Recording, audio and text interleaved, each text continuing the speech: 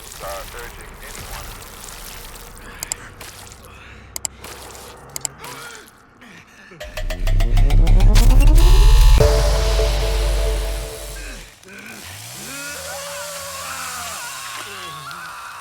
When you first load up the Texas Chainsaw Massacre, you are greeted by the game's story flowing in the classic movie's intro aesthetic, which gives a little background as to what happened and sheds light as to why our victims are here in the first place. The message goes on to explain one of the victims, Anna, had a sister named Maria which went missing in the town of Newt in 1973. Due to a lack of evidence, the case stalled and not much progress was made by authorities in finding Maria. So Anna decides to take matters into her own hands and convinces a few friends to join her on her crusade for the truth of what really happened to her sister. And with that, our chapter in this story begins. Investigation has stalled. With few leads and even less hope, Maria's younger sister Ana Flores and a group of her closest friends set out to find their missing loved one. But any grief or sadness caused by Maria's disappearance would pale in comparison to the agony and despair they would soon discover. What awaited this group of youths was a nightmare beyond belief. The events surrounding Maria's disappearance would be just one of the many bizarre crimes later known as the Texas Chainsaw Massacre. Upon reaching the title screen, you'll see options such as play, which will then take you to another screen, where you then choose to play as one of the members of the family or take chances trying to escape as one of the victims. There are also victim killer customization options, which will allow you to focus on upgrades and add special skills using experience points that are unlocked through playing the game.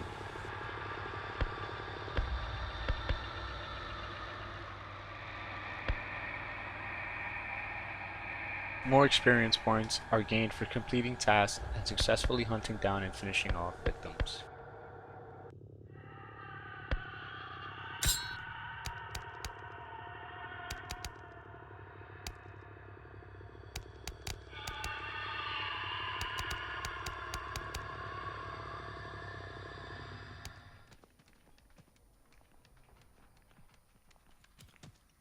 There are crawl spaces and wall gaps that all victims can utilize when wandering the farm that help to ease the burden of trying to survive, at least when running from Leatherface.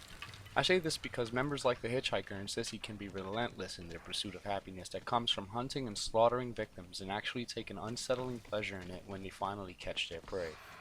Dead meat! Oh, sugar!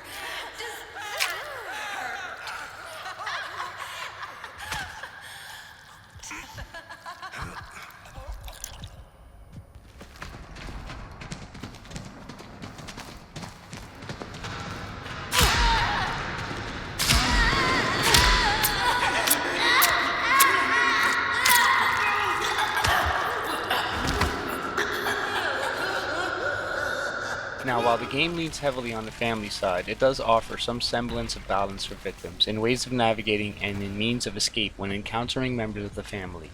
For example, Leland is the strongest of the group and in turn can stun members of the family more efficiently for a longer period of time with his lifesaver ability, leaving more room to escape that encounter, in turn increasing your chances of survival or escaping the farm altogether.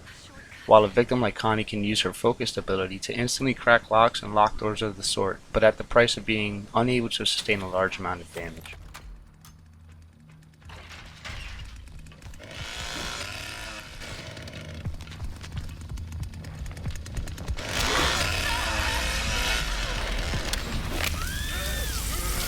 While most of the family members will be instantly recognizable, save for the addition of Sissy and Johnny, the cast of victims or survivors are completely original and were made specifically for the game. Each character has a unique set of skills and capabilities that encourage a decent amount of teamwork and stealth. Family members, on the other hand, possess a wide array of hindrance-inducing weapons in their arsenal that may leave some feeling overwhelmed with fear or panic. It hurts, but I have to keep going.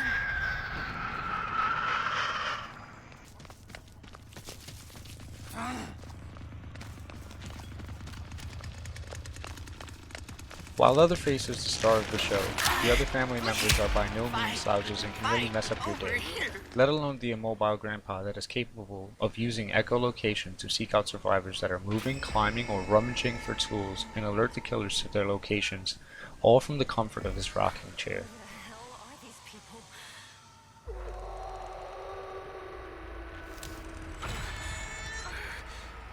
which is why it's important that you level him up.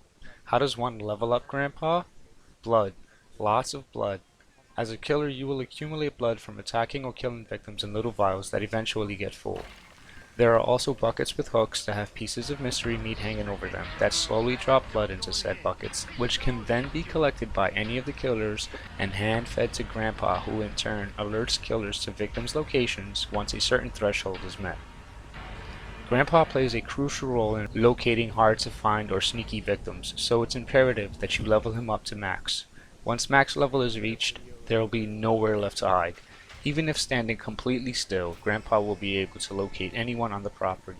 The cook is old and slow-moving, but excels at stopping easy progress by applying padlocks to doors in different locations of the property for extra security, as well as possessing the uncanny ability to hear a victim and highlight them for the other killers to see. While he's not the strongest, he will give victims a hard time moving around efficiently. Johnny can locate victims by finding clues displayed in the form of recent feet trails that will lead you to the last known location, while Sissy can sabotage items or pickups with poison, as well as blow a poison mist that dazes and disorients. Both Sissy and a hitchhiker are capable of pursuing through most wall gaps and crawl spaces, save for the one obstacle that requires Bubba to saw in half. Just a touch.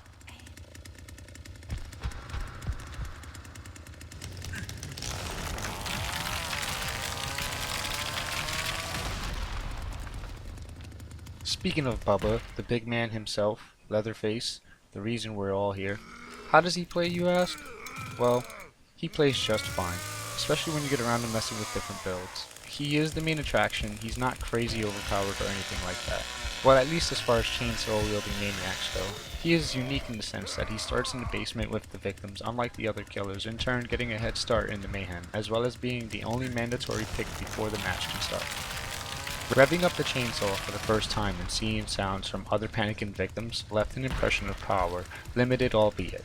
Possessing the innate ability to strike fear in victims while retaining the ability of power to back it up, he is limited in how and where he can actively pursue.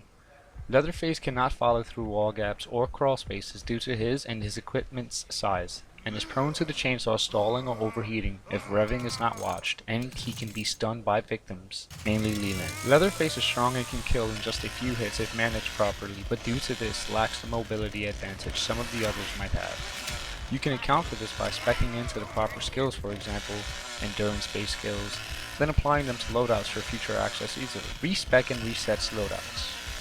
He by far is the strongest out of the bunch and is loads of fun to play as, and can excel at herding survivors into inescapable sticky situations. Even if he gets no kills, you can guarantee he had a role to play most of the time.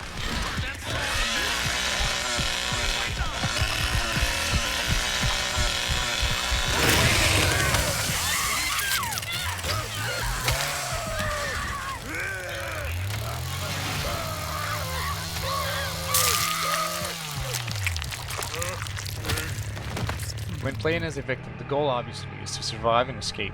Sneak is the name and you are the game. Quietly navigate the dark lair of Leatherface while looking for tools to open one of the few doors, all while trying to avoid alerting any of the killers, which is a task in of itself. After eventually reaching topside, you quietly attempt to disable one of the many traps placed around entrances and exits meant to hinder your escape further.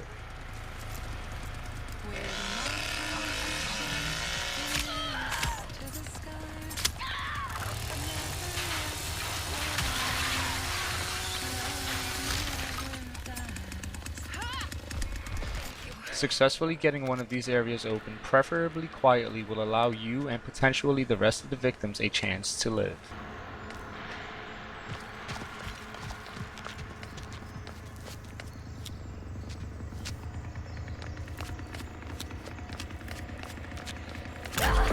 My God!